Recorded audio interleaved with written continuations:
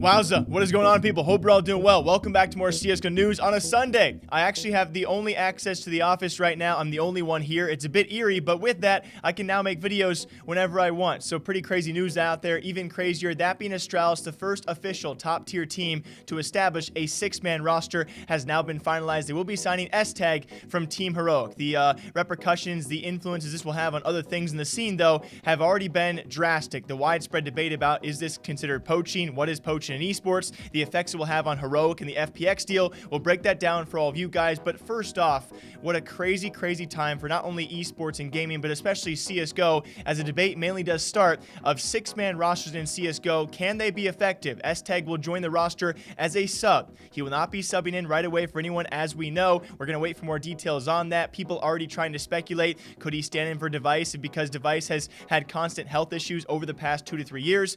Can he stand in and specialize on a CT or T side? I'll give you guys updates on that sometime soon. I've even seen theories out there of people saying, let's move the IGL role from Glaive to ZipX and then sub an S-Tag for a bit more firepower. We're going to see how Astralis does play this one out. As of right now, thanks to Nell and others who keep on revealing the information out there, according to Zonic, it will be up to him as to what players play at what times, and they are going to try and specialize CT and T sides maybe in the future. A wild time for CSGO. I would say even crazier is the impact it's already having, though, on the transition and transaction of Fun Plus Phoenix. One of the, well, I would say, of course, they won Worlds last year for League of Legends, so a pretty renowned esports organization joining CSGO, signing the Heroic roster. That deal is now up in the air.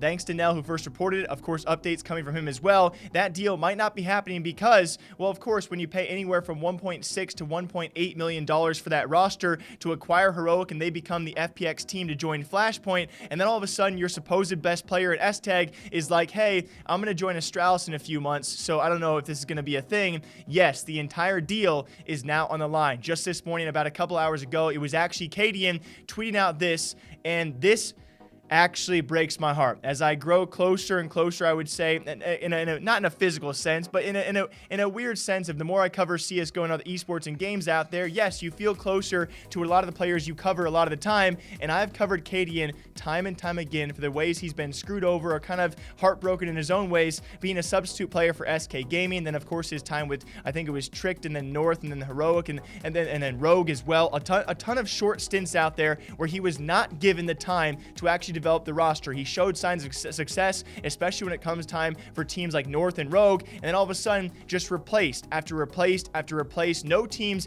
giving him actual long-term commitment, and that does continue with him being screwed over of this deal. This deal could now fall through. The entire team set to be acquired by a pretty well-known organization. They could continue into Flashpoint, but now the entire deal up in the air because one of your teammates goes, hey, like one of the best teams in the world wants me. I kind of want to go.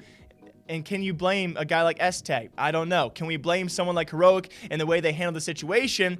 That's certainly possible. It was actually Heroic CEO first off coming out and saying that apparently Astralis had acted in bad faith. We'll continue to see what he says about them because it does make you think back to what Thorn had said also about Astralis. They did field offers from both ESO Pro League alongside Flashpoint, eventually taking the better deal from ESO Pro League. Accordingly, though, again, thanks to a post as well by Astralis CEO himself, it was actually Astralis who approached Heroic to try and buy out S-Tag, which you're supposed to appropriately do. And you know what they told him? His 3-month remaining contract set to expire in July, you can buy him out for $800,000. Following that, they then decided to actually, just contact S-Tag themselves and say, hey, do you want to join Astralis in July and just not re-sign with your current team Heroic? To what he supposedly did say yes to. So, what a crazy time. Astralis is set to become the first top-tier team out there to try and make a 6-man roster actually work. We'll see if other teams eventually do follow suit. We'll see how they can actually utilize that 6-man roster as well. As of right now, Blast Pro has come out and said you can actually sub out players during the maps. So if you're trying to specialize, of course, after halftime from CT to T or vice versa, as of right now, I'm not sure all TOs are going to have a system in place where you can actually just fill in a player and move in a player, whatever it might be. At least for Blast Pro, you have to wait for an entirely new map. So So we'll see if other TOs actually develop their rule set for these 6-man rosters. Everyone already thinking about who we could actually sub in for and win. Alongside that, the major rules, if we do get the major, do all 6 members get stickers? Albeit that's not too important right now, but certainly a lot of TOs out there, and Valve themselves will have to think about new rule sets as Astralis tries to continue to make history in CSGO. The implications of this being Heroic, their deal could fall through. Cadian screwed over yet again. And as to Heroic, how do you judge this?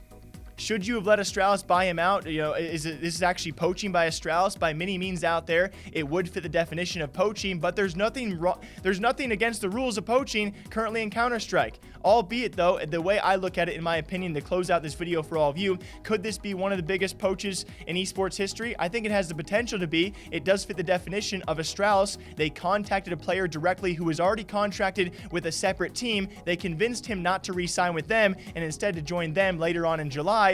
That's technically poaching. There's nothing wrong with it, nothing against the rules in that sense, and albeit even further than that, to add to context, obviously Astralis did contact Heroic first, and then Heroic somehow say, for 3 months, $800,000 and you can have S-Tag. Astralis obviously couldn't do that, so they go by other means instead. Were they acting in bad faith? Were they being immoral? Or is this just business? I have no idea, but the developments of this, you guys will see a lot of videos on this talking point because, as you can tell by my frantic mind, there are so many different things to be talking about, so feel free, of course, to leave your comments and your thoughts down below. Astralis, maybe not the current #1 team in the world by many eyes out there, but as of right now, they continue to actually shake history in CSGO. A 6-man roster is on the freaking way.